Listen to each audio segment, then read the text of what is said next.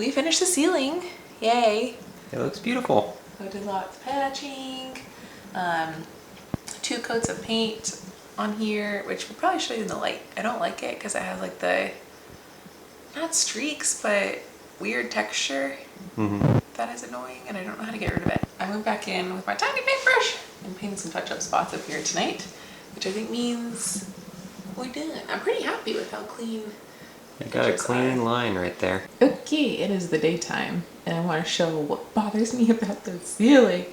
Do you see the difference in color texture that you can see from that angle when the light hits it?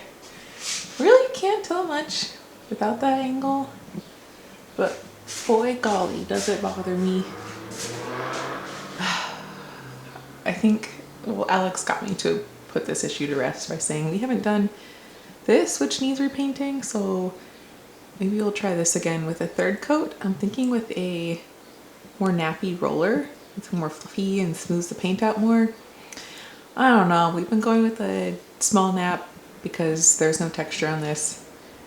Maybe we should try that though. But I am pretty proud of the ceiling to inset transition in terms of coloring and how crisp that line came out. It was a lot of work. But the biggest improvement with this is when we first moved in, there was a hole between these 2 sheets of drywall. So that is gone. I can finally call the kitchen good enough. Well, this morning the front yard continues and sprinkler debacle also continues. So we originally set this up for a pipe to come out further away because we're going to have a wall somewhere in between here so that it can take care of the drip system for everything. So I got it all connected, turned it on, and it also is connected to a couple of sprinklers over there. Then we also discovered that somewhere under this pad, because this pad has been added, underneath is a sprinkler head because water just drips out there every time I turn on the water. So I need to bypass that, so dug this out a little bit to see where the lines go, and hoping at least that there was a junction here where it splits there for this sprinkler and then out for the other ones. But as you can see here, it just goes straight down to the first sprinkler. So we need to bypass all of that. So that means instead of this hole, I'm digging a new one right there, and then we're going to have to put a pipe underneath the sidewalk and just kind of tap into it right here and then go straight out. So that's what I'm doing this morning. And 1 hour later, we almost have a channel, but again, so many freaking roots. And the way that this level and where I want it over there, I think it needs to go underneath all of this. So now I have to dig further, but dig around this huge root structure, and it's just all over the place. And a few minutes later, we have it all cleared out. We took a look at it and figured that since this area is not going to be getting water, it shouldn't be growing anywhere, and it's far enough from the tree that might as well just cut these, minus this big one here. This looks pretty substantial, so that one's going to stay. Feed it underneath here, and then straight under. Time to rig some Jerry stuff. So I have this pipe that was just laying around, just some square tube from, I don't know what, probably a shipping box or something, and a used and tired step bit with a bunch of blue tape on it. I'm going to shove this in here, and then I have a metal spear that I can use to hammer underneath the slab, and that will create the path for the PVC because I don't want to damage the PVC pipe in any way. I think that should be good, and we'll have something to make a hole. Look at that. We did it. Now this pipe is almost exactly the length of this slab, and as you can tell, it got mushroomed a little bit, so that really needs to go like all the way in and probably then some, so I probably need to put like a block or something else to hit so that it keeps going. I need to do some more digging over here because I don't think this is deep enough because I had to clear the existing pipe and the root and all this stuff going on over here, so I think it's going to be a little bit further down here than I expect. Here's the pipe that I was using to punch it out, and it went all the way through, which is good, but bad news. My step bit is lost in there somewhere. The duct tape didn't hold. Other good news, this is a PVC pipe, and I have it marked here, right where the other end should be coming out, the length of the slab, so it's there. But bad news again, can't find it. it's nowhere to be found, so it's probably a lot further down than I thought. Maybe it even bent in a more of a downward slope, so I gotta keep digging on this side before I can even discover the end of this thing. But we're getting there. What you been up to? We've been digging out the Bermuda grass. Been doing it for the last couple weeks, but today we're making a concerted push. This is what done today. Oh my gosh. Yeah. So all this. Straight weeds. Yep. That has like the rhizome, the stolon. We've been trying to dig out and actually get that piece out so that it doesn't come back. And it really loves to be around the big tree roots, so we're trying to be careful with that. And then we're going to put cardboard down. I think we get to start doing that today, so that'll be good. Yep. But today is hot. It's like 90 degrees, so... Yes. So, we got some shade. Tired! Tired? Yeah, but we're in a new era of the front yard. Yep. Well, I finished digging some more weeds, which we still have to finish. Alex started putting down the layer of cardboard and paper that will provide a barrier so the weeds don't come back up through it. Soon this will all be covered in cardboard. It's gonna look wacko. It's gonna look very weird, We but need to get dirt ASAP. put some dirt on top of the cardboard, then no one will know there's cardboard under there. Hopefully. I'm nearly done with these sprinklers. Finally got this set up. So now it's all the way through, and now it's connected. So I did a bypass elbow right there. Another elbow right here with one going up, which then connects this piece, which I put in already. All I gotta do is put another piece of pipe up here, and then we'll be done and ready to actually test. Make sure everything's good before I bury it. Meanwhile, more weeding. This area is by far the worst. I did a little bit around here a couple of days ago, but it seems like with every step forward, there's like a half step back. Stuff just keeps growing. I hate Bermuda. What an afternoon. So this is the part of the project where our neighbors think we've gone nuts. But there is a method to this madness. This is actually a really good technique to keep down weeds for real, not stuff like weed barrier, which never works. And this will give a nice foundation for the fill dirt that we're going to be putting on top of this. So soon, in the next week, we're going to order dirt so we can be able to put this stuff on top, and then we'll never have to see the cardboard again. Hopefully no weeds pop up. I mean, we did this for the side right here, and besides just a few little tiny things on the sides, there have been no weeds whatsoever. It does work. Did you turn off the water at the street?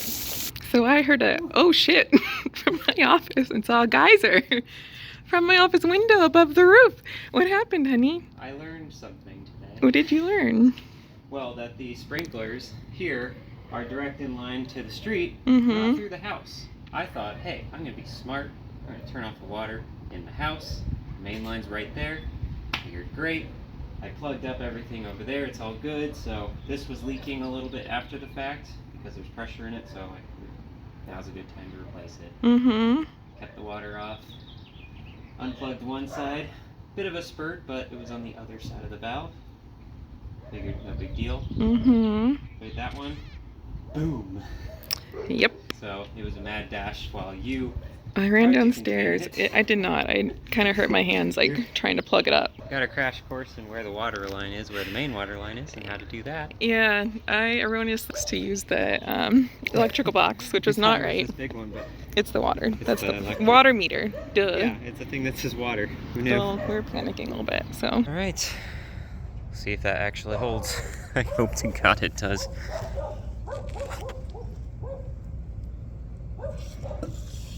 I heard a little plunk. She's holding. Thank God. Dirt. It's woods for dinner. Isn't it beautiful? 4 cubic yards? 4. 4. Yeah. Still got a big pile of dirt.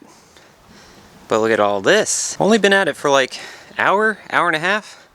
And there's still a good deal to use, but we have almost everything at the very least covered. Can't really see too much cardboard, except a little bit on the sides, but we're gonna be filling that in later with mulch. Now comes the fun part. We're gonna stand back and see how we want to shape the yard. Most likely we'll turn this into kind of a big bowl with a little bit of raise up here, along here of course, so that way the drain spout can go here, have a nice little rock pool or a riverbed, whatever we design.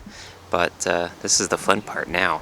We made some significant progress today. We have our nice little pool over there. and we're getting a idea of a retaining wall right here, or a, what'd you call it?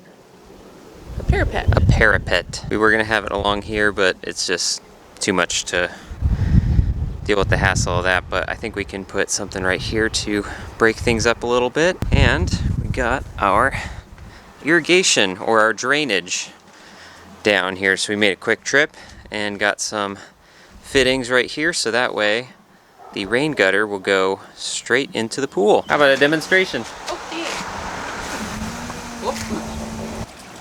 There it is.